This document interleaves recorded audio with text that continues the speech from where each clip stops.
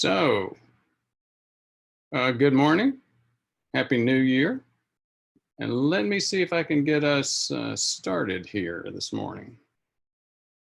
We've had incredible challenges. We have our staff meeting on Wednesday mornings before this meeting, and they're putting in a new internet optical system in our neighborhood, and for some reason it's creating a bunch of nightmares on the current system. So we hope we don't go down. I'm actually transmitting on a little MiFi, one of these things. So hopefully it'll work. We'll see. So let's get to the agenda for today. And good morning, have faith. I saw that statement there. The agenda for today is supplement safety, errors, as we're developing a system of routinely doing those. And there was an error this week. Had to do with a supplement. I'll talk about it. An NDMA, Metformin update, a discussion about the Orlando event. We may want to move the Orlando event discussion up. We've got an event coming up in Orlando, February 28th. I don't know when we're going to go back to Florida, to Orlando. So if you do want to go to an event in Orlando, you should think hard about going to this one. We opened it up a couple of weeks ago. We had like a half dozen people sign up immediately, and then we've had several sign up since then. We've got, I think, 40 sites of seats available. Again, the events are a great way to get everything done all at once, the CIMT, the full exam. And instead of an hour going over your specific details with me, you get that hour, but you also get another full day with a group, a network, a new community that is doing what you're doing. They're saying, look, they're standing up and saying, look, I'm not going to just let plaque happen to me. I'm not going to just go to the doc, get a stress test, then go to the cath lab, get an angiogram, and then get a stent. I want to take care of my health. And I know that those are not the ways to do it. So let's talk about the topic for today, supplements. And it's really on supplement safety. Before we get into that, I always got to make that comment about you can't supplement your way out of a bad lifestyle. We all know that, even those of us who are interested in supplements. You can't medicate your way out of bad lifestyle either. So I think one of the big themes for supplements is similar to the themes on internet medical information. It's buyer beware. Be careful what you're purchasing. Make sure that you know the background and make some of your own independent choices. I happen to be doing. Here's what happened. Here's what got me started on this. The New England Journal published an article on supplement safety and some things that we need to do in the U.S. to update compliance with our supplement laws. That got me to looking at the whole issue of supplement safety. Some of you may have heard about this.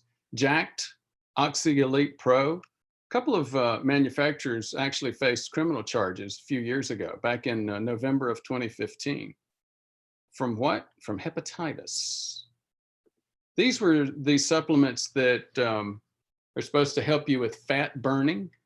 And yes, there is a concern about your liver with the fat burner type of supplements. I'm going to mention 3 different academic articles which talked about this. This first one is in the Canadian Journal of Gastroenterology. This was prior to that 2015 event, acute liver failure caused by fat burners and dietary supplements, a case review and literature review. So again, this is not known even prior to that outbreak of hepatitis associated with Jacked and Oxy-Elite Pro. This one is in a liver transplant journal, and it's not using the same things. It's using something slightly different, green tea extracts. So I think most of us thought that green tea extracts were pretty safe, pretty harmless. Maybe not so much. As you see in this liver transplant journal, they highlight the importance of obtaining a detailed history of dietary supplement consumption when evaluating a patient presenting with acute liver dysfunction. So what happened with Jacked and Oxyelite Pro? So it was a pharmaceutical stimulant, hundreds of weight loss and workout products, not just those two. The name of the product was 1,3-DMAA, dimethylamylamine, excuse me. No FDA vetting of the product. And we'll talk about why that happened again later in the New England Journal article on supplement safety. In 2011, the Department of Defense, in noticing some problems associated with some association between DMAA and hepatitis, banned DMAA in US military institutions. That created some uproar, some question about, gosh, if the Federal Department of Defense is banning this product, why is the FDA allowing it? So the FDA, under pressure, banned DMAA in the US. The manufacturer response was to use alternative stimulants. Oxyelite Pro, for example, used igelene, hygenamine, and caffeine. Again, all stimulants. No FDA notice, and again, we'll talk about that loophole in a few minutes. That is one of the major loopholes that the New England Journal editorial is commenting on. And there was an outbreak of hepatitis. There were 69 people with hepatitis, 32 were hospitalized, 3 liver transplants resulting from this supplement safety issue, and 2 people died. So that's not what you tend to think about with supplements. You tend to think that supplements are over the counter. They've been reviewed by the FDA and they're safe, right? So speaking of the New England Journal editorial, that was in December 19th of last year, just a couple of weeks ago. The title is Injecting Safety into Supplements, Modernizing the Dietary Supplement Law. Just a couple of comments about it. There's a federal agency called DSHEA. It was set up as a law in 1994, stands for the Dietary Supplement Health and Education Act. According to the opinion voiced in the editorial, there was inadequate public protection. The law was developed as a response to that. It made some improvements, but the public protection is still probably inadequate. Now, why? One of the reasons is the huge growth in the supplement market. In '94, when this was developed, it was a $4 billion market. Today, in 2019, or last year in 2019, it was over 40 billion. Internet sales has made it a lot easier for folks to choose and buy supplements. Most ingredients are never reviewed by the FDA, despite the DSHEA. Why is that? Well, there's 75,000 new products introduced since then.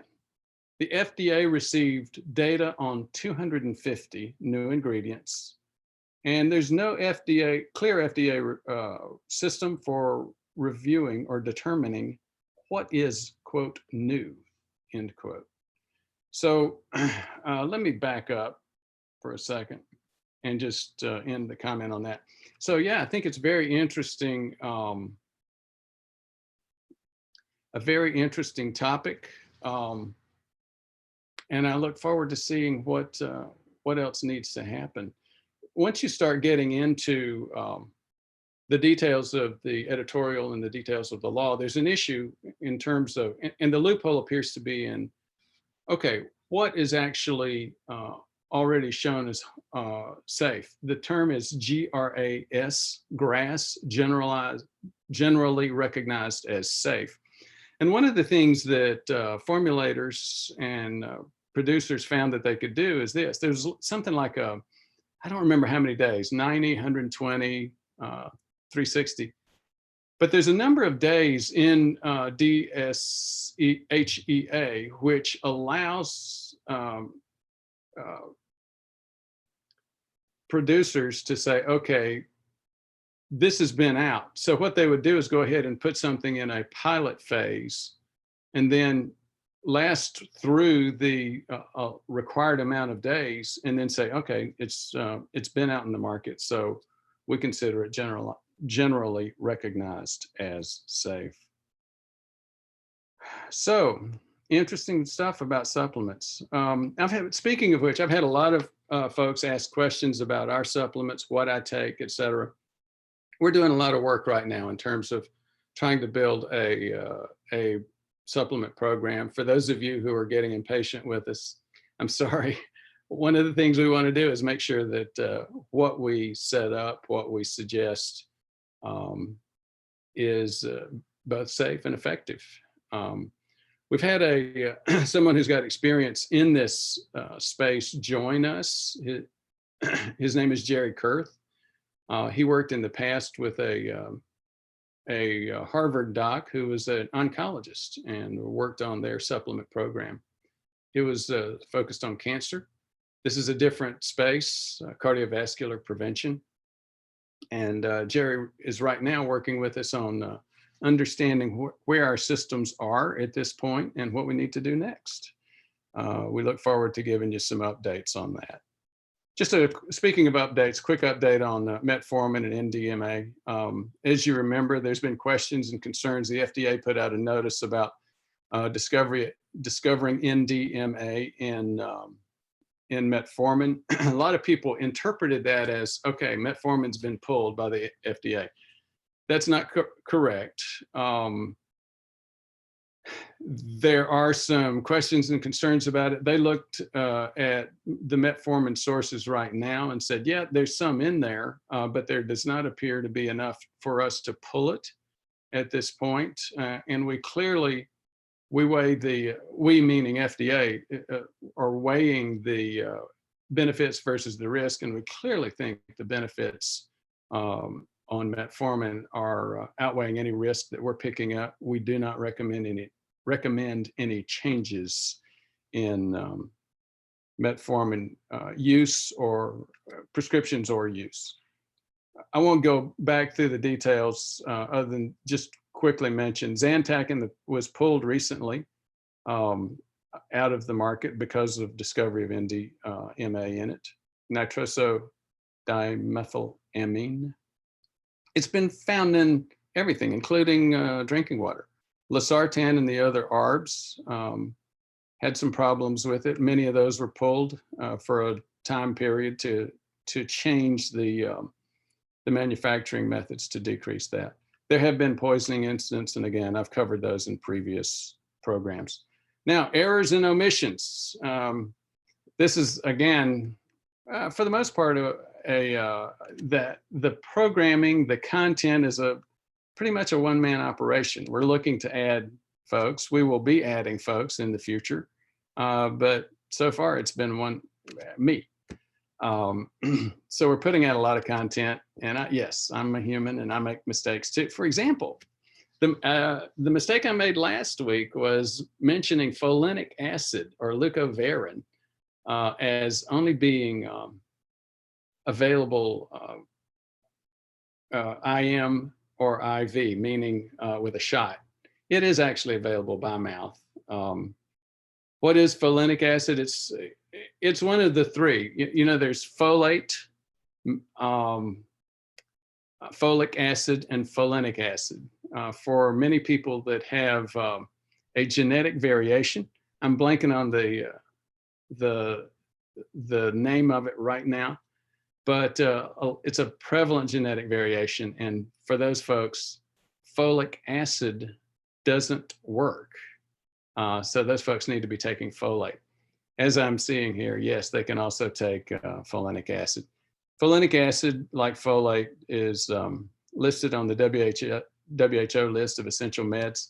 The thing that we know folic acid about and folinic acid is, or folic acid is, about 80 countries require it. it has been very helpful in terms of making a big change, positive change in our world. It's decreased spina bifida, spine-related birth defects. One of the reasons that we focus on folate is that it's a major component of methylation products. It's a B vitamin, B9, I think. And a lot of folks, what, 44% of us don't methylate correctly. If you listen to people like Z-Dog, he'll say, well, it doesn't matter. That's true, but it doesn't matter. The reality is Z-Dog and some of the folks that are saying that haven't really reviewed the data. Eye changes, retinal, diabetic neuropathy, things like that do happen quicker in poor methylators. I'm a poor methylator. I recently I have been taking a methylated B vitamin complex for a while. I took Thorne. I've recently switched to a thing called Restore Me, and I've made that available to folks. The Orlando Boot Camp. If you haven't seen this video, we're going to be making a video. We've actually already made it. We're going to be releasing it over the next couple of days. Basically, it's a video of the folks that went to the Louisville event.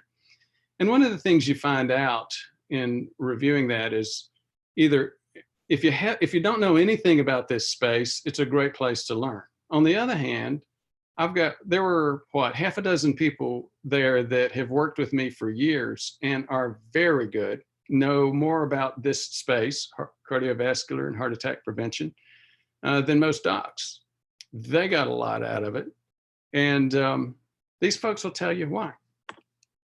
Now, if you have any questions about any of our stuff, any of the activities going on in the community, again, just go to the membership page. And let me go back now and see what we've got in terms of questions and comments. Have faith. Good morning. Started a small intermittent fast yesterday with 1 meal daily. So that's OMAD, 1 meal a day. I'll work up to a 24-hour fast, having headaches and fatigue so far. That's not unusual. Anytime you have a significant decrease in calories like that, there's some pain that goes along with it. And that's why it's not so common for people to do this. One thing that might help, by the way, is taking a nap when you can. At least take a nap once in the afternoon. Have faith. Okay, Rad Nelly, are you still taking K2? Yes, I am, Rad. I'm taking, gosh, you know what? James Cantor, I think, cleared me up on this, and I've forgotten it again. I think it's micrograms. Anyhow, you'll find in most supplements, the K2 dose is about 100 to 125. But in the only randomized clinical trial that I saw on K2 that actually showed reversal of insulin resistance, and that's what I think the mechanism is. I don't think that K2, I know K2 activates things like osteocalcin, some of the things that impact calcium in arteries. I don't think that's the real mechanism for K2. It's not known yet. I do think K2 does have an impact. That's why I take it. I think that impact has to do more with osteocalcin and some of those enzymes that it activates. Those enzymes have a relationship with insulin resistance, and I think that's what the impact is. But let me go back. I broke off in mid-sentence and headed down a bunny trail, as I often do. Thanks for your patience. People that actually listen to me are very, very patient folks because of all of the bunny trails that my brain goes down. I was talking about the dosages. I actually try to get more like 200 to 300 micrograms per day, not just the 100 that you see in most supplements for K2. Thank you, Rad Nally. It was a great question. Victor Da Silva, is blood drawn or we get finger stick in Orlando? No, you get a blood drawn. That's a great question. What you do is you sign up. Michelle then will send you a a lab requisition. You'll take that lab requisition to your local Quest. There are people that will occasionally get these labs from someplace like a LabCorp, but I would highly recommend doing it through Quest. And there's a Quest. We haven't met anybody yet who, and we've done some evaluations for people pretty far out in the boonies out west, and even folks that don't live near a town usually can find a Quest within an hour or so.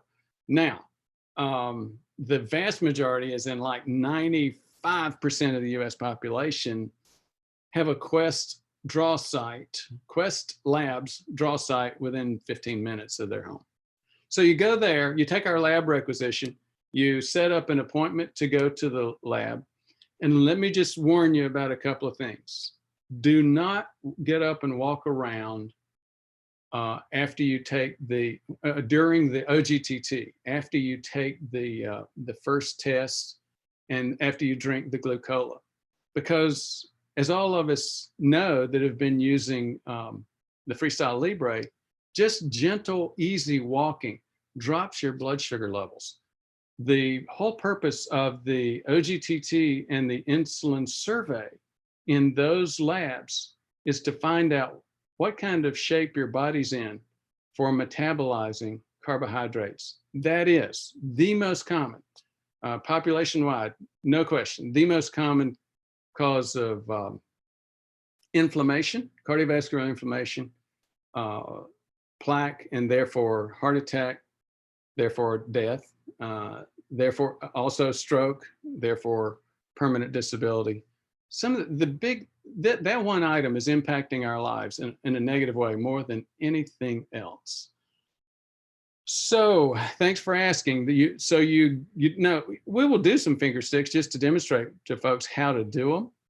We usually do those at our events. Since Orlando's a one-day event, we may not be able to coordinate it, but that's not where you get the labs. You get the labs beforehand and bring them to the event.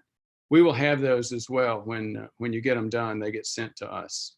How do you get results so fast? Well, they're sent they post a Quest has a portal. And when they get your lab results completed, they post it on the portal. You as the patient have it available to you immediately, and I as the doctor have it available to me immediately. That's how that works. Great question. Thanks for asking, Victor Da Silva. Good morning, Bart. Enjoying the discussion as always. Thank you very much, Bart Robinson. Bob McWilliam, I made a mistake too. A little while ago, I thought I was wrong. Mumib Hussein, I get Cal-G tablets containing 55, is that 5,500 or 550 international? Well, what you're saying there is 550 international units of D3. I'm guessing, did you really mean 5,500? Because that's not a lot of D3. 90 micrograms, it very well may be that low in a supplement. I will tell you, D3, for those of us hitting middle-aged, most of us are losing a lot of our ability to make D3, vitamin D is in David 3. And these multivitamins that have less than 1,000 international units of D3, all they do is complicate things. Now, you don't want, with vitamin D3, you don't want to overdose on it. And we covered, we had a great video with a lady who was taking 50,000 a day for a few days, and her number went way over 100. We talked with her. She did, I think she did actually have some kidney challenges, but those reversed, and we got her back to a safe spot. Vitamin D3 has injured people and even killed them with overdose. And again, it's when you start getting these levels over 110, 120. I think the lowest number that I've seen associated with a vitamin D3 toxicity was like level of 125. The goal that we have is 40 to 60. I'm sorry, 60 to 80. If you look at the labs, most of them will still post the old numbers, the old recommendations of 20 to 40. Actually, it was just this week I saw my first, I think it was on one of the Quest reports, a patient had a lab with a new standard for vitamin D, and they were looking more at 40 to 60. So that's better. They're finally getting out of the dark ages of 20 to 40 for vitamin D, but 60 to 80 is a better number. So thank you. If you're getting 550 international units of vitamin D, again, that's probably not really helping very much. There have been a lot of studies to look at how much vitamin D3 is safe, and it's pretty clear. There's not been any recorded problems anywhere with people taking 5,000 international units of vitamin D3. So for most of my folks, even without, if they haven't had any testing, I'll recommend at least starting with vitamin D of 5,000 international units of vitamin D3, and then getting testing and adjusting from there. Thank you, Munib Hussein. Very good question. Munib mentioned some other things about magnesium, for example. Even the federal government, who's very conservative, and other folks who are very conservative about saying, we don't have a lot of vitamin deficiencies or supplement deficiencies. Everybody admits that almost everybody has some deficiency of magnesium. Now you look at it on the lab reports. Really, the lab reports don't help that much. They're okay for just reminding me to talk to patients about magnesium. It has to do with, there's a theory that the magnesium deficiencies that we have to do with farming practices. The soil is depleted of magnesium, et cetera, et cetera. Whatever the case, again, I think all the experts agree we need magnesium supplementation. Now, magnesium, what does magnesium do? It's got impacts in several places. One of them is mental health. Decreased magnesium has been associated, is clearly been associated with mild mental health problems like anxiety, specifically, and anxiety's twin brother is depression. So a lot of anxiety and depression associated with magnesium deficiencies. We just don't really know how much. I do recommend that anybody take, and I don't know anybody that doesn't recommend that people just go ahead and take magnesium supplements. One other comment about magnesium supplements. Magnesium alone, most forms of magnesium don't cross the blood-brain barrier. Magnesium threonate does. So I actually take a couple of different magnesium supplements, with one of them being magnesium threonate. The other issue with magnesium is that people tend to way under supplement. It's sort of like the issue with magnesium supplements, similar to the issue with omega-3 supplements. People will find them in a multivitamin and say, oh, okay, you know what? I'm getting a few milligrams, I'm good. You know, you need to be getting closer to a gram of omega-3s and close to that with total magnesium supplementation as well. So again, a couple of issues around those supplement questions. Thank you, Munib Hussein. That was a great question. Ken Patu, how are you, Ken? Ethyl ester versus triglyceride form omega-3. Any opinions? No, don't have an opinion on that. Actually, I was unaware of the question, the issue around that. Susie Penguin, we love listening to you. Bunny Trails, and thank you very much. I appreciate that. I'm actually writing a book. People have asked me multiple times, go ahead and write a book. And I avoided it. Despite the fact that as a kid and then into my adult life, I always dreamed of writing a book, sitting down, focusing. Here's one of the problems. So I did my first draft, and I had no idea how awful it was. I sent it to Todd, and he worked on it for a while. So I got away from it. Then he sent it back to me Christmas Eve night. And then I started working on it. I was frustrated with Todd for missing deadlines until I actually started rereading my own writing. And yes, it gave me huge empathy for people that listen to me or people that read what I write. It's an unending progression of bunny trails. There's good content there if I could just organize it. So that's what I'm working on right now.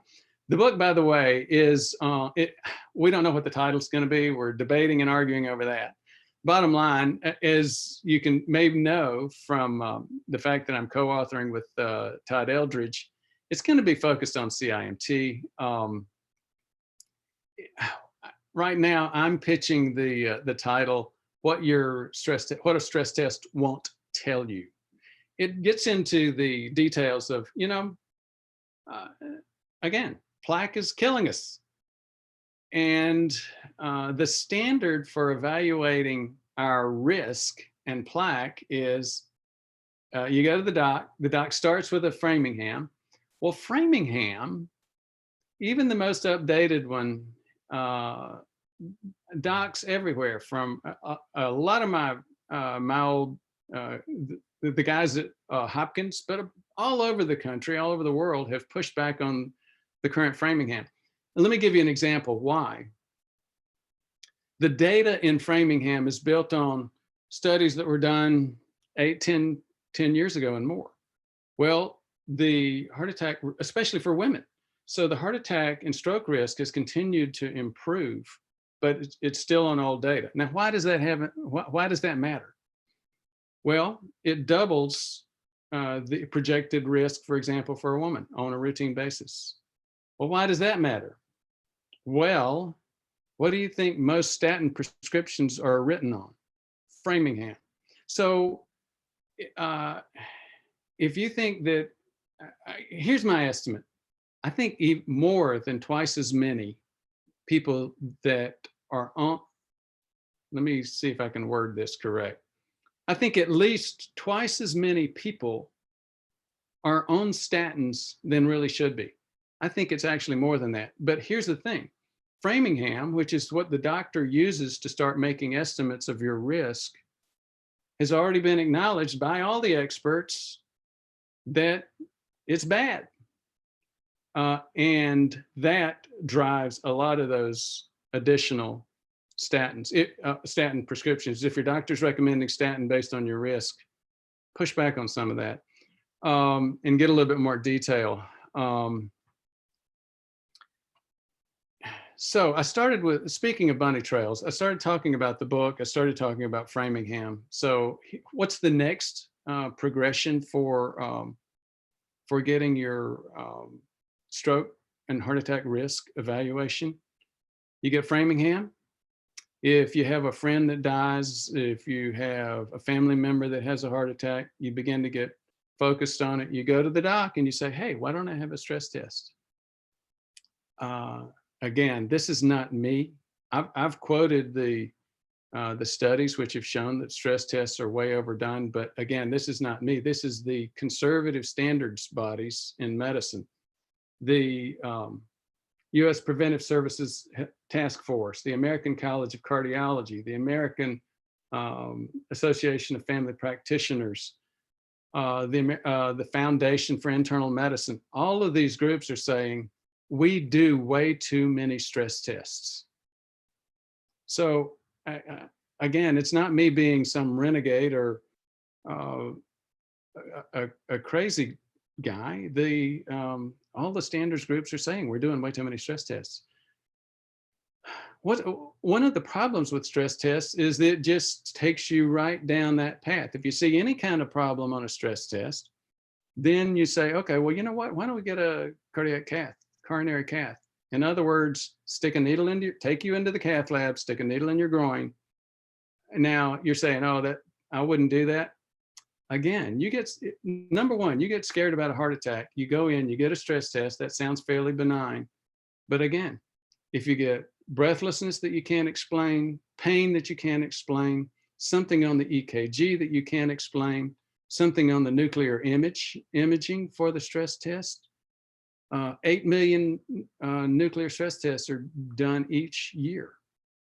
Any of those things, and you and the doctor both start saying, that's not good. Maybe we ought to go to the cath lab and get a quote definitive test. Now, cath labs, despite the fact that they're sticking a needle into the femoral artery in your groin and threading a catheter up through your aorta to the heart, they're not as dangerous as that might sound.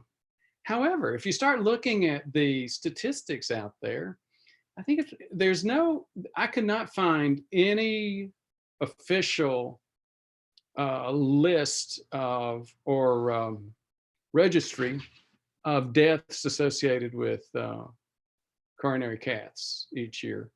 But I think as you start looking at the rates, it's pretty safe to say we have at least 1,000 deaths that happen in or due to the cath lab each year. Now, that may sound overreactionary. It may sound alarming. I'm not too alarmed by that number because a huge number of cath lab deaths are associated with someone that was going in that already had very advanced disease. So, many people, you can debate whether that means cath labs might be more safe or not. But here's the bottom line. A stress test and a coronary angiogram, these are all things that and stents. The bottom line is all of that leads to the next thing, which is a stent. A stress test, go to the cath lab with a cath lab, and then most of them will go ahead and say, well, I'd like to be able to do a stent. I'd like for you to sign off consent to do a stent while I'm in there. So that's what you get. That's the normal progression: stress test, cath, and stent. And very few people are using calcium scores. Very few people are using CIMT. Very few people are using any kind of vascular function testing. So again, we're not looking at the tools that are available to us to understand our risk of heart attack or stroke. So I just gave you a 5-minute synopsis of the book. When am I going to get it out? It's going to be at least a few more weeks before I finish my part. So Susie Penguin. Oh, okay. Thank you again, Susie, for tolerating the bunny trails. Peter Vafides. I have listened to your concerns over the risk of reducing density when decreasing your calcium score. In my case, the volume dropped more as a percentage than the Agatskin score. Peter, that's a really interesting point, and let me see if I can interpret that for folks. So, I think what you're saying is that there was an estimate of the total plaque volume when you were getting a calcium score. I don't know if that was from your CT or if you actually added a CT angiogram, but what you said was the total volume dropped more than the calcium score. If that's what you're saying, then that is not unusual. I mean, here's what happens. Again, the calcified plaque, the calcium and the calcified components of plaque are more stable. There's no question about that. I've done several videos on it. They drop your risk by, they indicate a drop in risk by more than 90%. But they're also less likely to be pulled out. So once you get that calcium, that calcium in your plaque, it's stabilized in terms of not causing risk for heart attack and stroke, but it's also stabilized in terms of it's harder to get it out. So I hope that fits with what you're saying there and your situation. And if so, that means you got a lot of, maybe you got some soft plaque out of there and stabilized it. I've got a friend that's wanting to get in. Hold on just a second. Won't take more than 10 seconds. If I didn't help her with that, she was going to continue to scratch at the door. Bob Sapola, have you any experience with hepatic issues associated with fast absorbing curcumin? I do not, Bob Sapola, but thank you. It's a good question. Bart Robinson, thank you again. Yes, micrograms, and I'm pretty sure Bart's talking about micrograms as the units for K2. ML, hey Doc, Mike in San Diego for K2 and D using pure liquid drops, and I believe they have MK4 500 micrograms and MK 780 micrograms. I'm curious about the MK4, Mike. Everything I've seen would indicate that it's the MK7 that really makes a difference. Anyhow, back to Mike's comment, plus 5,000 international units of vitamin D3. Yeah, and I would agree. I've actually looked at a couple of K2 D3 combinations, and the K2 D3 combinations that have more like 200 of MK7 in the K2 and 5,000 of the D3. Now that makes a lot of sense. I think that's a great level for both of those. OAG, Old Alabama Gardener, is in the house. Good to see. Good to see you, OAG. My technology went wacky on me for a second. My blood level of vitamin D3 is 81 nanograms. You're right on the money, OAG. Actually, I saw your recent video on omega-3s. I think those of you who haven't tuned in, Old Alabama Gardener is a patient of mine. He saw some of the work that we were doing on the channel, and he said, you know what, I'm going to do what those guys are recommending. He went to get an OGTT, and he added a comment. He's one of these people, and it happens all the time. He had not seen me as a patient yet or anything. He just heard some of the stuff, the content that we're putting out, went to get an OGTT or one of the lab tests, and he commented on the channel. He said, well, I don't have insulin resistance. I've got full-blown diabetes. Not only that, my doc's been watching this, and he didn't know. He told me, in fact, he told me he did know, and he told me it was fine. Again, it's not to beat up on docs. Docs, this is the kind of stuff that, yes, primary care docs need to level up their knowledge on insulin resistance, especially not so much diabetes, but the subtleties of insulin resistance. There's research on that issue, primary care doc knowledge on it. A lot of it's been done by the guys at Hopkins. The bottom line is like 30% of docs don't deal with it at all. And that research doesn't even show that the other 30%, most of them don't deal with it correctly. So it's just one thing that happens, and it gets back to that whole thing of, guys, it's medicine. It's difficult. Caveat emptor, buyer beware. You need to know if you want to be safe and live long. And that's exactly what OAG did. He found out he was full-blown diabetic. Now, as you go to his channel, you'll see he's starting to do a lot of stuff. He's incorporating health components in his channel. He's gosh, late 70s, maybe even 80 now. Yet he used to be involved in the rocket industry, so you can see that in the technology. He's the original farm to table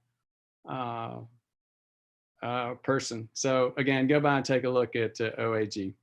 Susie Penguin, I only got to 50 taking 5,000. Oh, I think you're talking about vitamin D3. Yeah, that happens a lot. I mean, again, 5,000 is safe for people to take. Nobody's been recorded to getting over 100 or even over 80 or 90 with it. I have plenty of people that have to take 10,000 a day. Most folks, 5 to 8,000 will end up getting them where they need to be. But anyhow, Susie Penguin says, I'm going to boost it with 2,000 more to get to 60. I think that's a good idea, Susie. That's exactly what I would recommend for you to do if you were my patient. Mr. Y. Tully, I've had major problems with 5 international units of vitamin D. I healed chronic tendonitis with magnesium, Dr. Dean's, and when I take 5 international units, it comes back, meaning calcium is ramping up my inflammation. That is very interesting, Mr. Tully, and I haven't seen that. I am very interested.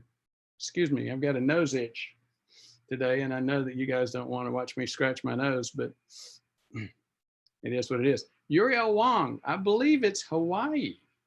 Hello, how are you? And how is the weather there? And actually, gosh, it may be early there, right? 6, 7? Let us know what time it is.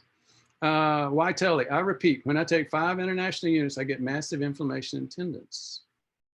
Thank you for repeating that. And gosh, I'd love to understand that a little bit better.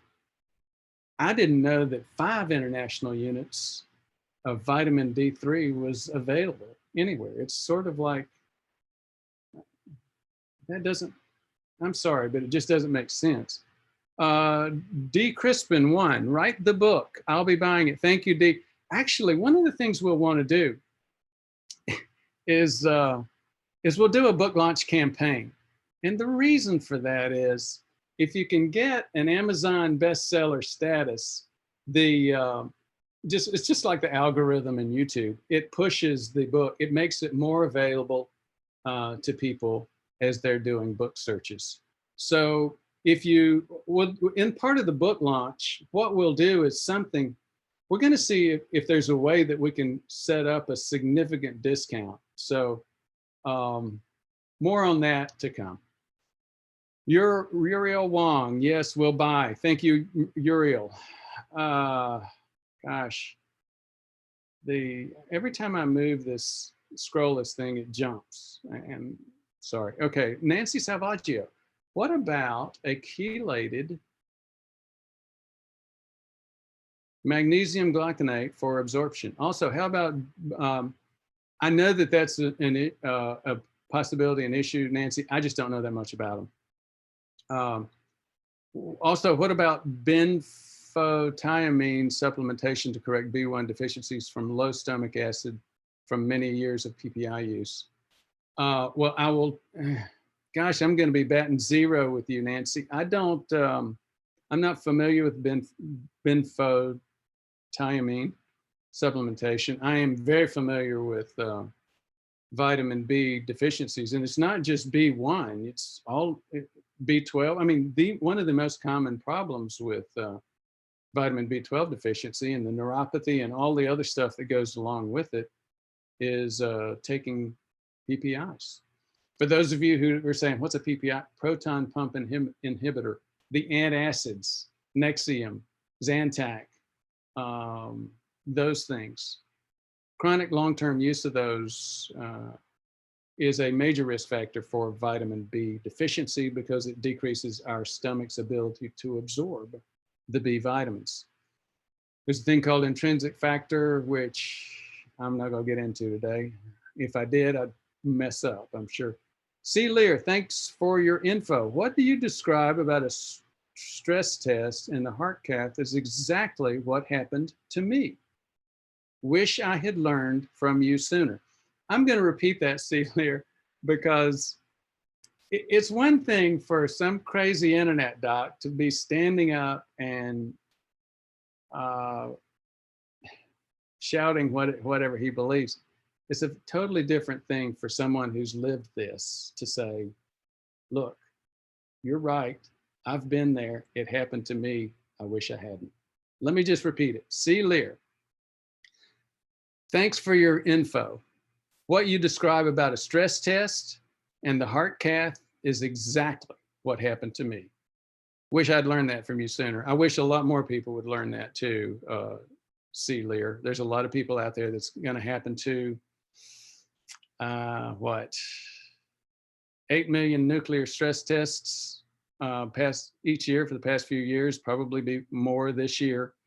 And which means I calculated it once. I think it's, what is that, 15,000 a day?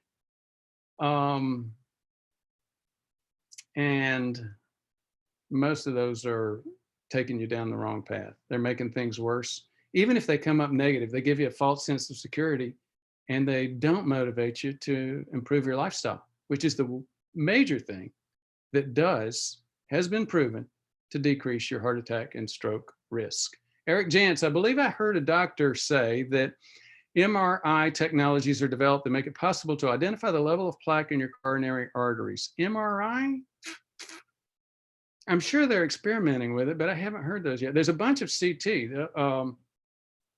The coronary calcium score is a CT technology. The CTA, both of these are up and comers. CTA means CT angiography. They inject dye into a vein and then take a series of pictures as that dye, that radioactive dye, goes through your heart. And I said radioactive. It's an X-ray tracer. Most of them, I don't know if they're still iodine based or not, but yes, those tend to be CT technologies. Old Alabama Gardener, Eric Jantz, the best way to determine the plaque level is with a CIMT. However, only if the CIMT is done by very trained sonographers. Check out Cardio Risk, they are the best. OAG, you're the best. OAG is exactly right. Peter Vafides, the volume was of the calcium itself. Okay, both of my calcium score reports provided. Okay, very good. Thank you very much for clarifying that. Mr. Tully, fast absorbing curcumin equals magnesium equals use Dr. Carolyn Dean's Remag magnesium. I'm not affiliated. That's Mr. Tully saying he's not affiliated. Obviously, I'm not affiliated either.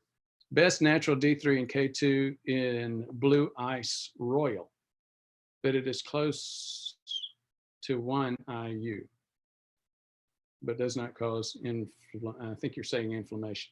Sorry, Mr. Tully. OAG, Doc, I did the things you told me to, and I have not been to the ER in the last 18 months. I'm doing good. 80 years old. That's what I thought. Last time I said 80, though, you said, no, you were 79. So I wasn't going to make that mistake again, OAG. Thanks for sharing that. Again, I think you shared with the group once. We did a couple of videos on OAG, and he shared that he was he had some habits with carbs. I think he liked chips or something, and made just a couple of tweaks and had a significant weight loss. Was it 30 pounds? Just by making a couple of very simple tweaks. Now, if you look at some of OAG's old videos, one of the things he does is shows you how to make really good biscuits. These days, he's still making biscuits, but he's making them with low carb flours like almond flour, coconut flour, things like that. And I relearned how to make biscuits. I actually learned how to make biscuits from OAG's channel, and have made quite a few biscuits with coconut flour. Thanks, OAG. Uriel Wong, thoughts on ALA, alpha lipoic acid.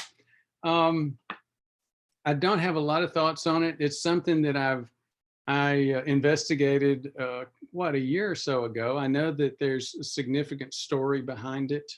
I need to go take a look again. Thank you, Uriel. But again, I don't think I'm going to be much help on that today. OAG message, Uriel Wong, 6:48 a.m. in Hawaii. Wow, early morning. Thank you very much for your interest in joining us. D. Crispin 1, fish oil capsules, good, waste of time. Now, omega-3 is good. A lot of people complain about the high probability that the fish oil has, there are challenges with the way it's produced, and it's maybe gotten rancid. All you have to do is bite into it or cut it open and you can see if it's rancid or not. Here's the bigger and more common problem with fish oils. If you look at the components, you want the DHA and what is it? EPA, eicosapentaenoic acid. You want the two of those together to get close to a gram. And what you'll see in most fish oil pills is like less than a third of that. So most people don't realize you need to take multiple fish oil pills to get there. Or you could just eat more salmon, but again, you need to make sure the kind of salmon that you're getting. Or you can look for other sources of omega-3s. There's a lot of debate about sustainability of omega-3s using krill, and well, I'm starting to go down a bunny trail. OAG, I've been taking 20,000 international units daily to achieve 81 nanograms per milliliter. I appreciate you sharing that. That's an interesting point. Now, there is significant evidence that we lose our ability to either make or convert things to vitamin D3 as we age. And as old Alabama Gardner shared, he's having to take a significant amount, 4 times that 5,000 daily to achieve a level of 81. Thanks for sharing that. Also, be sure to take K2 with high dose vitamin D3. I would agree. OAG, now down to 140 pounds from 185 pounds. As I mentioned, made a couple of simple, what he said were simple and easy changes, like gave up on his nacho chip binge. Was it nacho chips or something? Has lost 45 pounds now. OAG, D. Crispin, it's important how much fish oil you take. It isn't important how much fish oil you take. What is important is the amount of EPA and DHA. Yes, correct. I would agree. 147 degrees west in Alaska. Amen, OAG. So wonder what time it is for you out there. It's probably early like it is for Uriel Wong in Hawaii. Thank you very much, guys. We're headed up on an hour. It's been a wonderful event. I appreciate the interest, and